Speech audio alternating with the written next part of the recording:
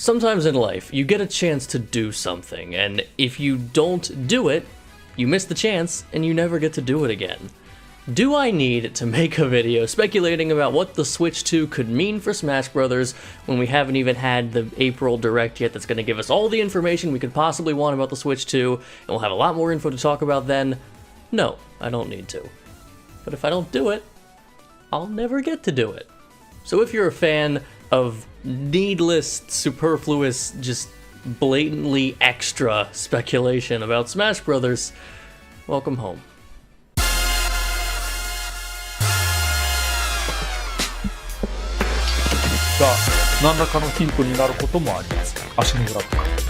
So yeah, we're about 2 months away from the April Direct that's going to give us all the information about Switch 2, hopefully. Right now, we only have that 2-minute teaser they released, and just from those 2 minutes, is there anything we can possibly glean about this system and its implications for the next Smash Brothers? Well, perhaps the biggest thing this trailer gave us that we now know about the next Smash game is that there is a very big chance that Donkey Kong is going to look awful. Sakurai, listen up. Namco, Dougie B, whoever needs to hear it. No.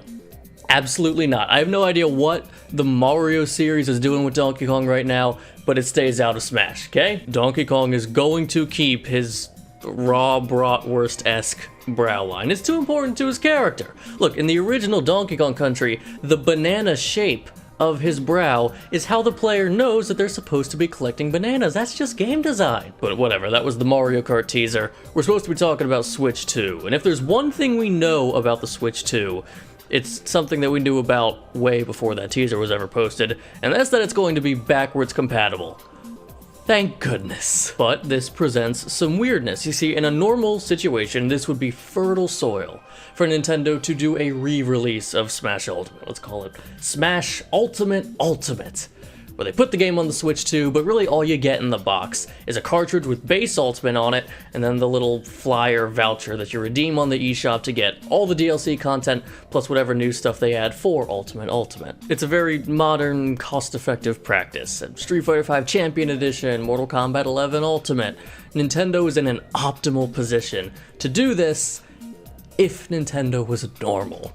But as we all know, Nintendo is about as normal as Donkey Kong's new face. And I imagine re-releasing the same game wouldn't sit too well with Sakurai, who historically has been known to not even like direct sequels. Indeed, maybe because the system is backwards compatible, Sakurai or whoever helms the next Smash game might be more willing to take on a risk because Ultimate is already going to be available for those who want it. Maybe we could get one of those oh-so-controversial, thus lucrative for YouTube, reboot games. Completely remake Smash from the ground up. New systems, new visual style, 12 characters on the roster, none of which were the ones you wanted, even though your loudest, most obnoxious friend is going to get his entire top 5 and he'll get wave dashing back. Honestly, this doesn't seem impossible. Based on the information we do have, if Sakurai is working on a Smash game right now, there's a chance that by the time it releases, it will have gotten a longer development cycle than pretty much any other Smash game. It'd be weird if that amount of time was going into just an enhanced port, though on the other side, maybe they're just doing a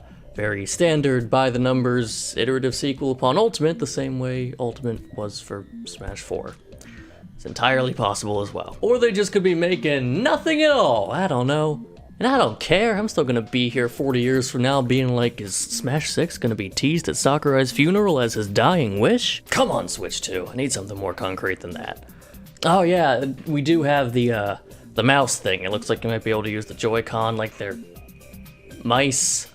Unironically, would be a huge deal for Stage Builder. It does seem like there's maybe two things we can safely bank on. That's an increased resolution, either handheld mode, docked mode, or both, and just a power bump. Probably somewhere in the ballpark of a PlayStation 4. Sounds safe to me. Now, you would be remiss for believing that an increase in resolution doesn't mean much for the next Smash Bros. Game. More pixels on the screen is just going to lead to a clearer picture and not actually impact gameplay at all.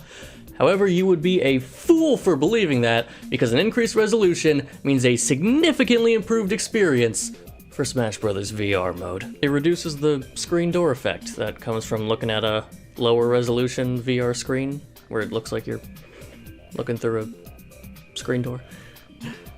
Normally, I would not forgive someone forgetting that Smash Bros. Has a VR mode, but I get it. You've been busy. You've been stressed. You've been working on that big project.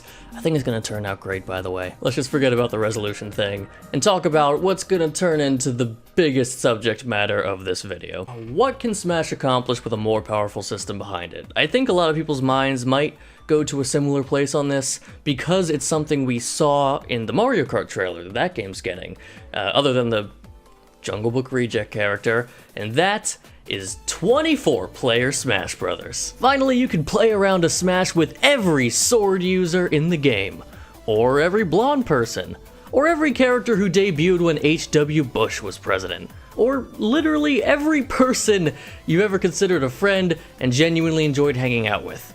Seriously, I might just be cripplingly introverted, and I know the number that people actually throw around with Smash is potentially 16-player Smash, not 24, but all the same, please, for my health, do not put me in a situation where I need to invite 15 human beings into my home just to experience the full breadth of what this game has to offer, please. I can't even name 15 people who know where I live. I truly don't think we should expect the number to go any higher than 8, because even if it could, I think there are some other areas that Smash could vastly improve itself by utilizing its new horsepower.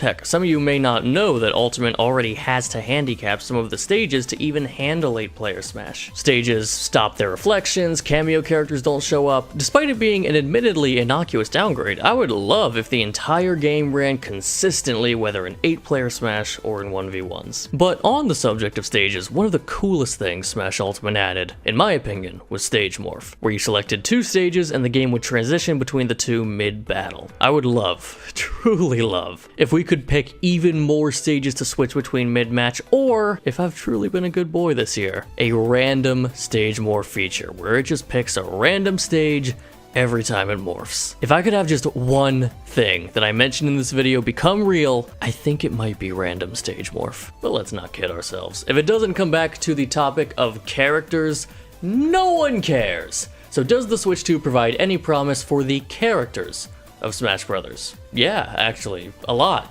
In fact, Smash has a history of the technology dictating the character roster. Ice Climbers were cut from Smash 4 because they couldn't work on the 3DS, Sheik, Charizard, and Zero Suit Samus got promoted to their own character slots because Smash 4 couldn't handle characters who swapped with each other, and the only reason we got Pyra and Mythra in Ultimate is because the Switch couldn't handle Rex and Pyra based on how detailed their character models needed to be. To be honest, if Pyra and Mythra weren't added in Ultimate DLC, I bet the Smash game on the next system would have done Rex and Pyra / Mythra. And on that note, Noah and Mio, yeah, there was a very good chance that the Switch 2 may be powerful enough to offer characters that were not possible on the original Switch.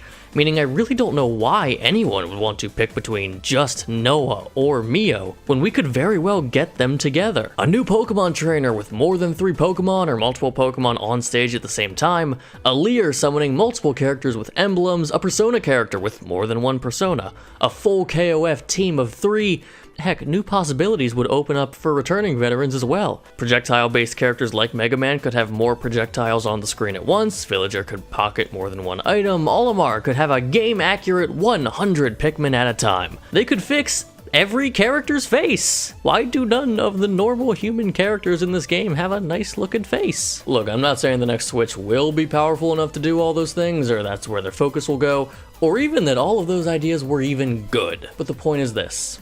New technology means new possibilities for creative people.